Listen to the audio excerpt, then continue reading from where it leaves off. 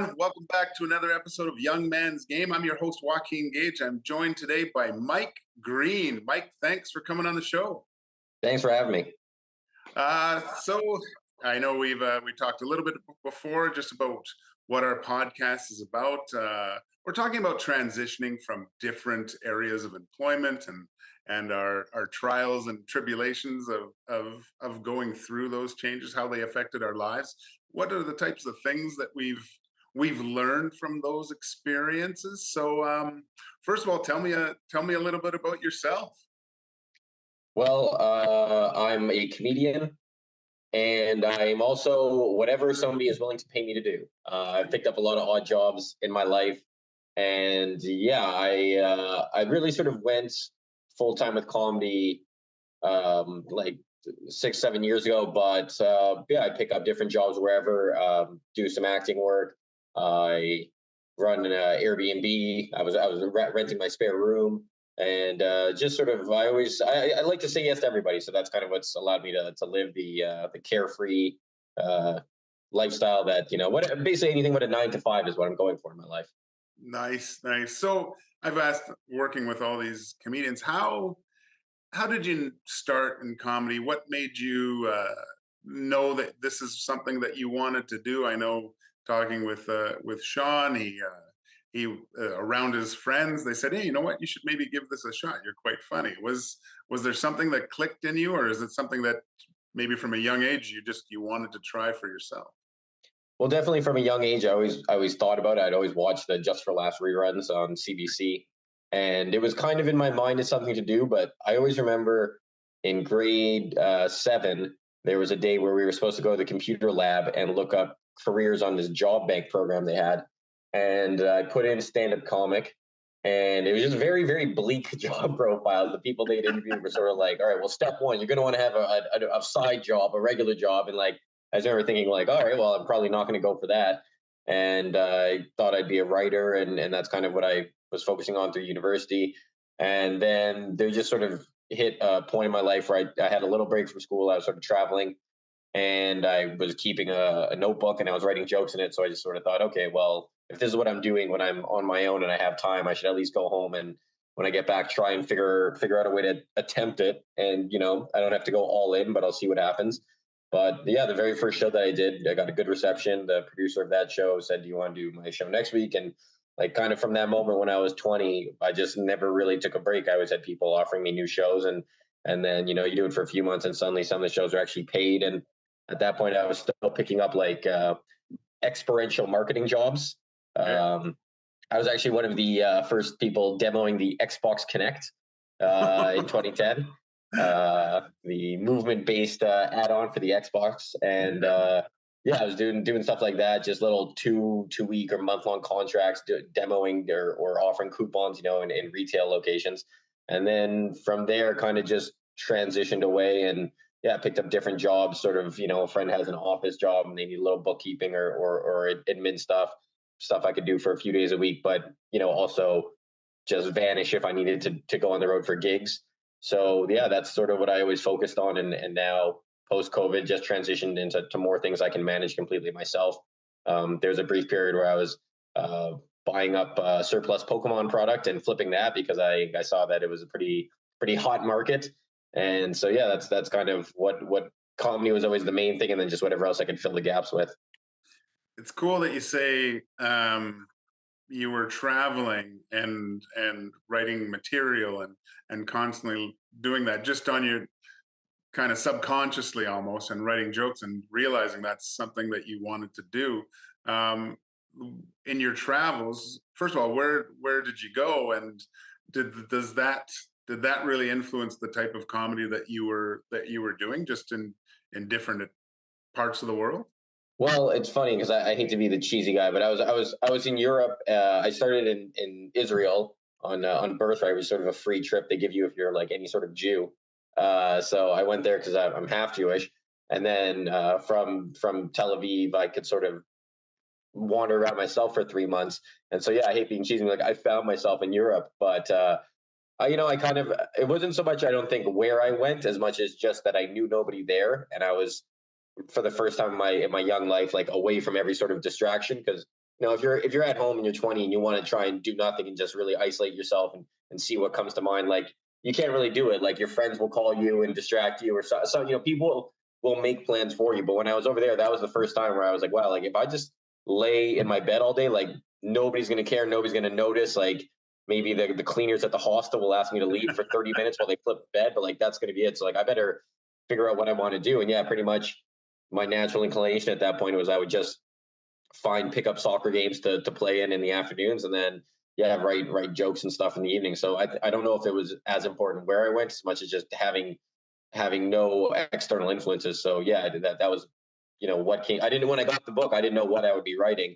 But when I took a look back after a couple months, I said, okay, well, I'm writing jokes, so clearly I should try and do jokes somewhere. That's great. That's great. Did you obviously a football fan? Were you able to hit any Champions League games or any club match games while you were in Europe? The only club game I went to was in Israel, and it was not high quality. I'll say Okay. that. A lot of diving, and no, the best experiences I had were just like yeah, everywhere I went, and whether it was in Greece or in England or in Lille in France, like just finding pickup games. Anywhere where you see a pair of nets, you can pretty much be certain someone's going to start congregating there and get a game going. So I just did that for a few months, and it was great. That's awesome. So now you come back to Canada. It sounds like trying to transitioning from doing working for people in some of your areas to more of a entrepreneurship. Is that kind of looking to do your own thing now? Like you say, you run your own Airbnb. Is that what was the what made you think that you knew you had the capability of doing something or transitioning to something along those lines? And what's your moving forward? What do you want to accomplish? Well, at no point when I picked up any of these side hustles did I ever know I could do it. It was always just something that I said, well, let me try. And I think that's important for anybody who wants to do these types of things is knowing that you don't know it and that you will obviously make a bunch of mistakes or at least a few, and just having the attitude that, well, that's just the price you pay as you learn. And I was always just like, I had done a little university. So I kind of thought, like for instance, when I first came back, I was interested in comedy and soccer. So I got a restaurant job because that's what I'd been doing before. But I was just immediately trying to make some money there while focusing on the things I wanted to do. And so I started going to the open mic nights and doing comedy. And then I also I bought a camera and I started filming soccer games that were going on in the higher leagues in my city, and then just going to the coaches and saying, hey, like I don't think I noticed anyone filming for you. Do you want the footage from that game? And I sort of made a partnership with pretty much the highest level team that I was playing, and didn't make a ton, and sort of I'm sure I didn't do it properly at that point, but I just had the mindset like if I'd gone back into the program that I was supposed to do when I continued my university, I'd be paying to do their digital production class right now and have somebody teach me these things. Whereas now this coach, granted, he's not paying me probably as much as he should, but like I just made $800, for filming this guy's season. Yeah. So I'm being paid to learn, and I'm figuring it out. And then yeah, that was always just the attitude that I'm going to make mistakes. I'll figure it out. And that either way, I can make not that much, but it's better than paying somebody to learn these things that I want to learn. That's I mean, that's an unreal skill to learn. That have the intestinal fortitude to put yourself out there into a environment that you don't know much about, but have the confidence in yourself to know you'll succeed. You're going to make mistakes, but I will get better. This is that kind of. I mean, I'm not a comedian, but it seems like there's a correlation of that going up on stage in front of people and showing your comedy kind of along the same lines, especially probably with new material that you're testing. Is that kind of where that comes from as well? Yeah, I mean, the funny thing is that was like my mindset when I before I did it, and then when I did it, I wasn't doing amazing, but I was doing quite well. And being as young and stupid as I was, I thought I was killing it. So like I sort of at first it took a lot to say, okay, maybe this won't go great, but then after that, I kind of thought I was invincible because my first sets went well. People kept inviting me to do more. So and now looking back, I realized, oh, I wasn't as good. And now there's more of a humbleness where I know that when I work on something, it's not going to be great. But at first, yeah, in comedy, I thought, well, whatever I start with is already got a good premise and I'm doing great. And yeah, it was a lot of cockiness that kept me going in comedy at first. I won the local amateur contest too, which Oh, great. isn't that big a deal. But for me at the time, like just getting into it, I was like, oh, yeah, it boosted my confidence way up. So that really gave me a good push at the start. And everything else I was doing, it was a lot more of like, yeah, okay, this will be a process. But yeah, for stand up right off the start, I thought I was off to a rocket start. So that gave me a lot of confidence. So you mentioned the writing aspect too of it. Is that something that you would be looking to get more involved with, writing for shows or like putting your comedic talents that way? Yeah, well, actually, I did last year. I produced a TV show just for more or less public access. We don't have public access the same way we used to. Yeah. But anyway, yeah. So I produced something that went on TV, and it was a good process, and I really enjoyed it. So now, yeah, I wrote a pilot, sort of putting more energy into that. I think that I would really enjoy the experience of being in a writer's room. So that's sort of where I'm gearing towards. But that doesn't preclude doing stand up. I'll always love stand up. So, like I said before, I'm always having multiple irons in the fire and just trying to see what gets hot and hoping you're ready to seize upon it. So what types of some of the side hustle jobs that you're into now to supplement your comedic career? What are you up to at the moment? Well, I have another booker that I sort of met at, and he's got me hosting kid shows at fairs and carnivals. So, it's not really stand up, but it's sort of stand up adjacent, and it's fun enough. And I'll travel around with that. I do. Like I said, I kind of started just flipping more stuff, like realizing like if you see a product that there's a market for, and you have the capital to accumulate some, then as long as you're patient and you have the right mindset and you don't panic, then that's something that you can always sort of turn a little profit on. And yeah, acting too. Like acting is not in my comfort zone. It's not my first thing, but I did enough stand up last year where I was recorded, and that involves being permitted for ACTRA, which is the Canadian Actors Union. So from doing stand up, I ended up with enough credits that I could join ACTRA, and so it's like, well, this is something that often people actors want to join the union, but they can't get enough credits. So since I had them from doing stand up, I said, well, why not go all in, join the Actors Union, and see if I can get any sort of bigger acting roles. So just again, taking whatever comes my way. That's great. That's great. What any bites? Are we going to see you I have booked in something on anything? a movie of the week, so that they'll already pay for my union dues, which feels nice.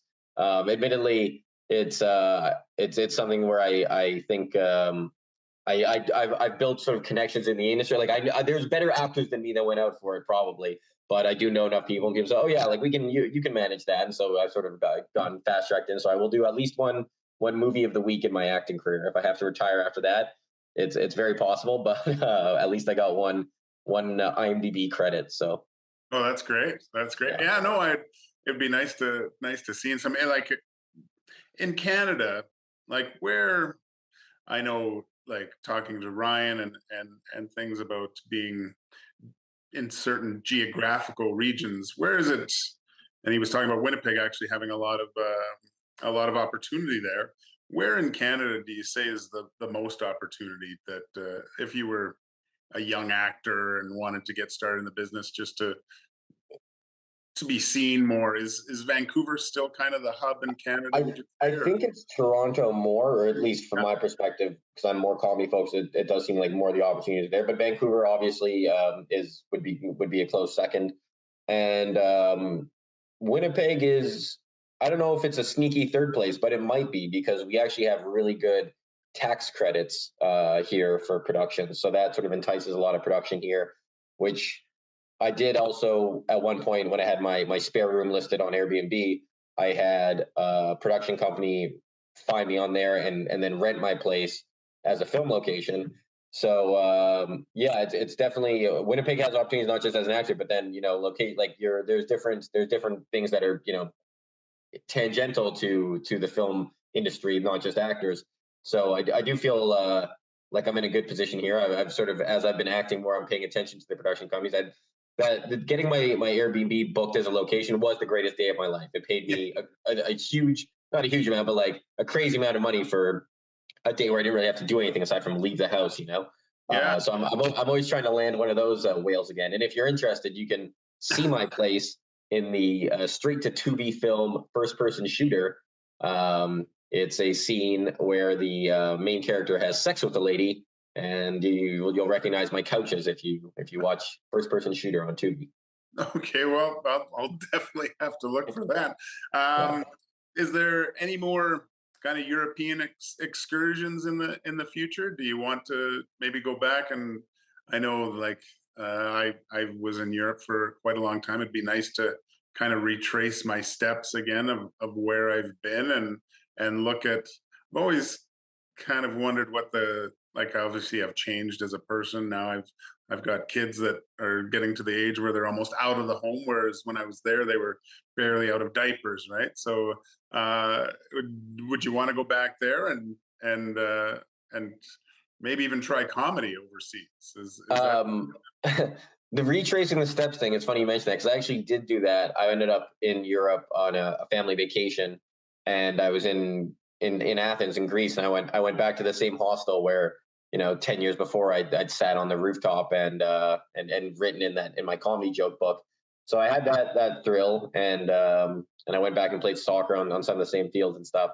Would I go back now? I mean, the thing is as you know, we're not young men anymore. I know it's the young man's game, so it's kind of hard for me to justify getting over there because if you spend the money to get over there, you want to hang around for a while, and in our adult lives, things don't wait up for you. So I don't know when I can carve out the time to really enjoy going over there, unless I get some sort of unless I sell a TV show and I get some windfall cash. But I would actually like to try cruise ship comedy because I've been on some of those family reunions. I've been on cruise ships, and it's a whole other side of comedy that I haven't done, and also seems pretty lucrative.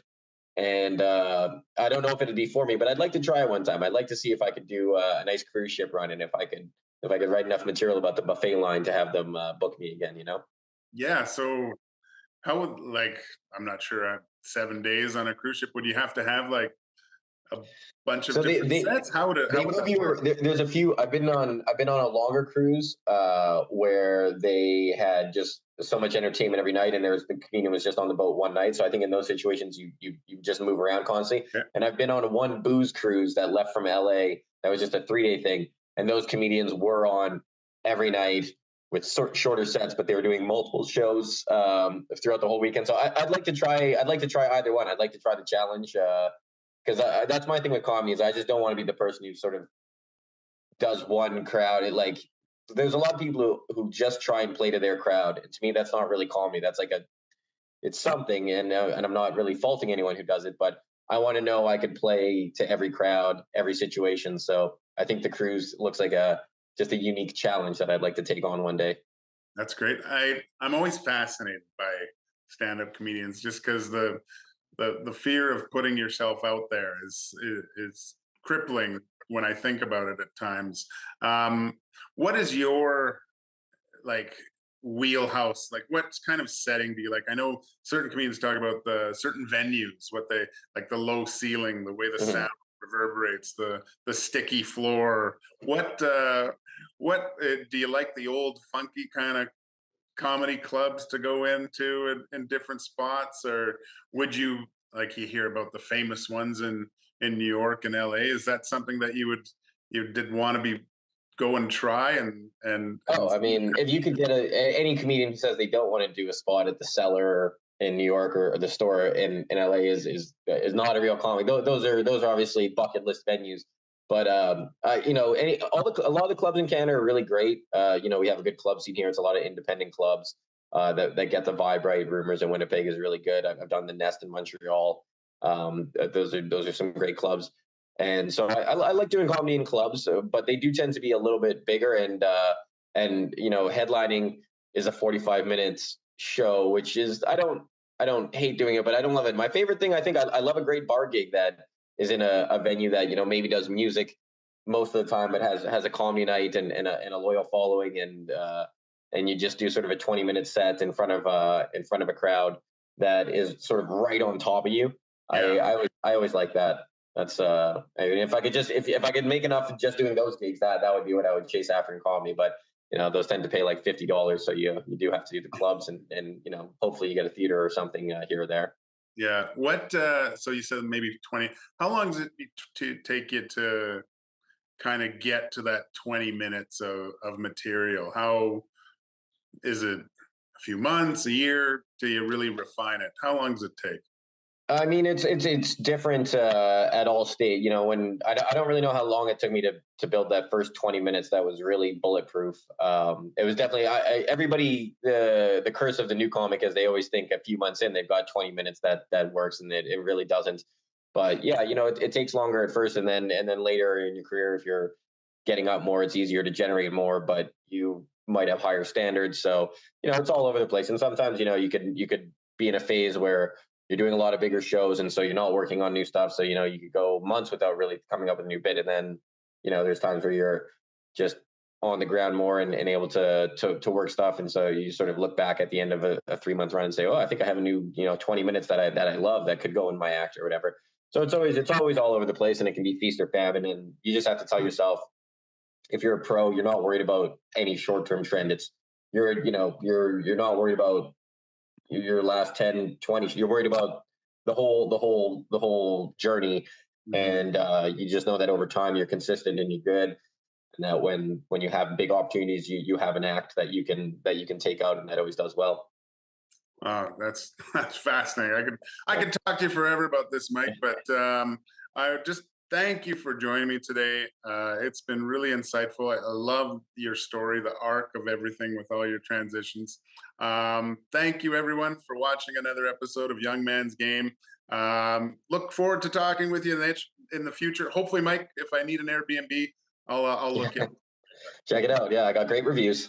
Awesome. Thanks, man. Yeah, thanks, no problem.